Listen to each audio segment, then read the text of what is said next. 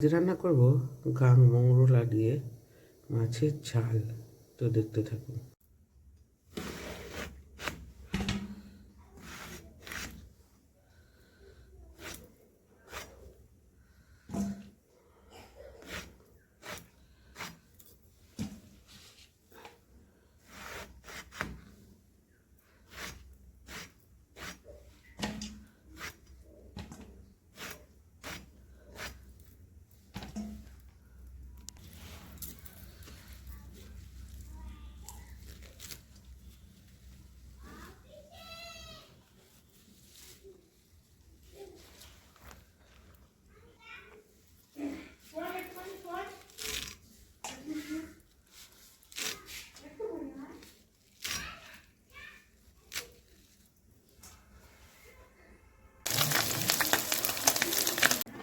কড়াইতে কাঁচা লঙ্কা ফোড়ন দিলাম,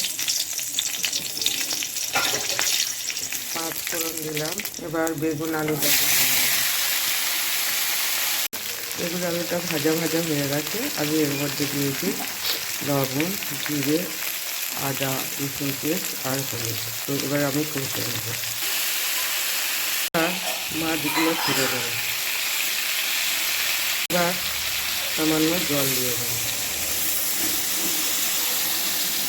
রেডি আমার চাঁদা মাছের ঝাল।